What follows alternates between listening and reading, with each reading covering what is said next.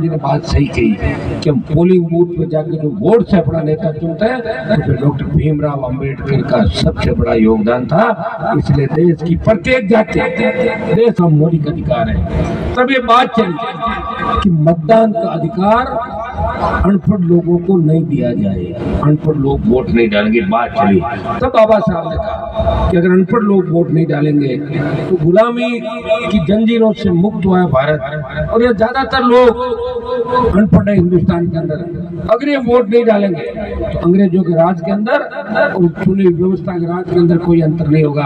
और बाबा साहब के वीटो के बाद अनपढ़ व्यक्तियों को वोट का अधिकार मिला। ताराराम जी ने बात सही कही कि हम पोलिंग बूथ पे जाके जो वोट से अपना नेता चुनते हैं, तो फिर डॉक्टर भीमराव अंबेडकर का सबसे बड़ा योगदान था।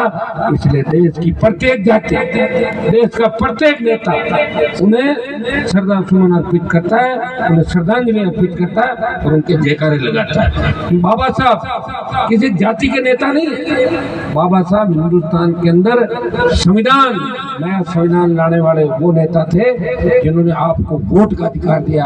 और अगर वोट का अधिकार नहीं होता तो मैं तो मेरा ही बता दूं और पुराने बता दूं कि हम यहाँ नहीं होते। वोट नहीं लाकर फिर आपको बताऊं, वोटों के लिए तो सारे घूम रहे हैं यहाँ पे। वोट नहीं होता, वोट का अधिकार नहीं होता तो भजन लाल नहीं होता, तो दूसरे बैठता है सीएम कुर्सी में। भाई वोट का अधिकार नहीं तो भजन लाल को सीएम बना तो बेचारा था ना। अगर वोट का अधिकार नहीं होता तो हमारे लोग SC OBC के लोग हाई कोर्ट के जज नहीं होते, DG नहीं होते, सेना के अंदर जनरल नहीं होते, और इस तरह जो उड़ान भर रहे हैं वो नहीं बढ़ी। तो वोट से तो सबको जो लोकतंत्र के अंदर, और ये चुनी हुई सरकार है वही फैसले करती है।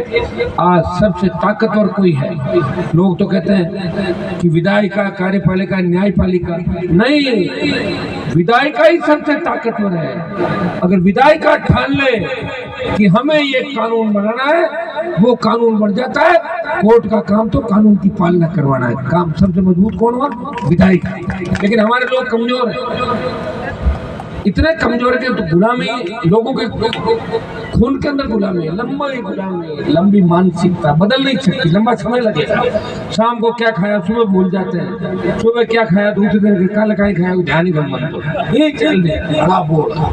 तो ये हड़ा बोल का ही सिस्टम है मेरे भाई। मैं 2018 के अंदर पार्टी बना के लड़ा, 3 सीट आई। 5 साल में मोदी और अमित शाह से लड़ा, देश में लड़ा, वापिस 1 पे आ गया। 20 साल लड़के जहाँ पहुंचा वहाँ वापिस आ गया। तो मुझे लग रहा है कि मैं लड़ाई क्यों लड़ी, 20 साल क्यों खराब किए। मैं भी सत्ता में शामिल होता, आपके शेखाव जी मंत्री बन के घूम रहे, तो दूसरे घूम रहे, मैं भी 3-4 बार मंत्री बन जाता और फिर ठोकर मार के फिर आ जाता कि मैं आपके साथ हूँ। तो कम से कम मौज मस्ती तो करता है सरकार के अंदर। जो लोग सरकार में मौज मस्ती कर रहे हैं और क्या कर रहे हैं, मजे ही ले रहे हैं सरकार भाइयों।